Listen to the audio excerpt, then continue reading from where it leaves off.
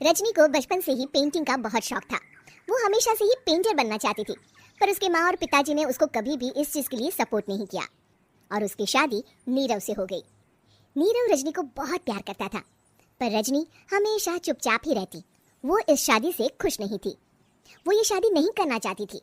उसे तो हमेशा से पेंटर जो बनना था। अपने इस सपने को वो नहीं पूरा कर पाई, इसलिए वो हमेशा उदास रहती थी। रजनी, बहुत ही बढ़िया फिल्म लगी है, कल देखने चले? नहीं जी, कल मुझे बहुत काम है, मैं नहीं जा पाऊंगी। अच्छा तो कोई बात नहीं, संडे को चलते हैं।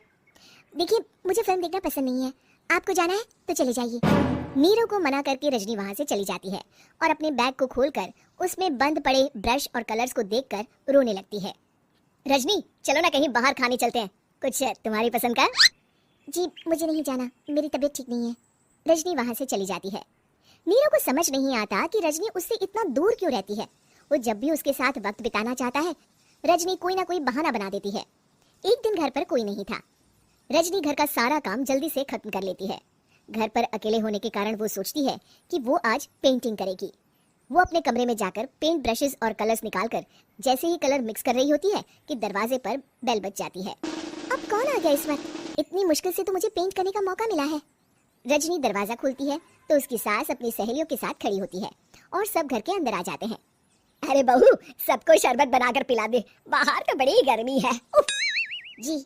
रजनी पेंट ना कर पाने से उदास हो जाती है। उसे गुस्सा भी आ रहा होता है कि उसने इस शादी के लिए हाँ क्यों कह दी। वो रसोई में जा रही होती है कि उसकी सास उसे रोकती है। बहू, सबके खाने का भी इंतजाम कर लेना, आज का लंच तो ये सब यही करेगी। हाँ। रजनी बिना कुछ कहे रसोई में चली जाती है। सबके लिए खाना बनाती है। सब खाना खाते हैं और रजनी घड़ी देखती है कि ये सब कब जाएंगे ताकि वो अपनी पेंटिंग कर सके। जब शाम होती है तब सब चले जाते हैं अपने घर। अरे बहू, सब तेरे खाने की तो बहुत तारीफ कर रहे थे, सबको बहुत अच्छा लगा खाना। आपको मुझे सुबह बताना चाहिए था ना कि आपकी सहेली आ रही है। पता भी है कितना वक्त लगा सारा खाना बनाने में।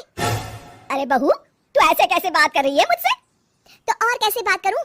मैं इस घर की कोई नौकरानी नहीं हूँ कि इतना काम करूंगी। रजनी अपने कमरे में जाकर दरवाजा बंद कर लेती है। शाम को जब नीरव आता है तो उसकी माँ उसे पूरी घटना के बारे में बताती है। क्या रजनी ने आपसे इस तरह बात की माँ? हाँ, और पता नहीं उसे क्या हो गया है, शाम से बाहर भी नहीं आई है। मैंने तो कई बार आवाज दी, खाना भी नहीं खाया उसने। तू ही बात करके देख ले बेटा। नीरव अपने कमरे का दरवाजा खटखटाता है। रजनी, दरवाजा खोलो, मैं हूँ। रजनी दरवाजा खोलती है और फिर वापस जाकर अपने बिस्तर पर लेट जाती है। रजनी, माँ से बात करने का ये क्या तरीका है? मैंने कोई गलत बात नहीं की है। अरे तुम क्यों ऐसे बर्ताव कर रही हो सबके साथ? क्या तुम इस शादी से खुश नहीं हो? रजनी कुछ नहीं बोलती। अरे बताओ मुझे रजनी, क्या ये शादी तुम्हारी मर्जी के खिलाफ हुई है? हाँ, मैं ये शादी कभी नहीं करना चाहती थी। तुमसे क्या, मैं किसी से भी शादी नहीं करना चाहती थी। रजनी रोने लगती है। चुप हो जाओ रजनी, बताओ मुझे तुम क्यों नहीं करना चाहती थी शादी? रजनी बेड के नीचे से अपने पेंटिंग्स, कलर्स, ब्रश, पेपर्स निकालती है। इतने में उसकी सास भी कमरे में आ जाती है। ये देख रहे हो, ये थे मेरे सपने। मैं पेंटर बनना चाहती थी, पर माँ पापा ने कभी सपोर्ट नहीं किया और मेरी शादी करवा दी। मेरे सारे सपने टूट गए। हर वक्त बस गुस्सा आता रहता है मुझे। मैं जानती हूँ कि आप लोगों की इसमें कोई गलती नहीं है, पर मैं क्या करूँ, मुझे समझ में नहीं आता।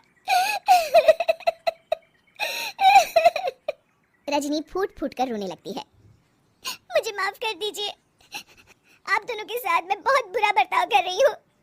अरे रजनी बेटा, चुप हो जाओ तुम। नीरव पानी लेकर आता है। ये लो पानी पियो और शांत हो जाओ। रजनी पानी पीती है और उसकी सास पेंटिंग्स देख रही होती है। अरे नीरव, हमें तो पता ही नहीं था कि हमारी बहू कलाकार है।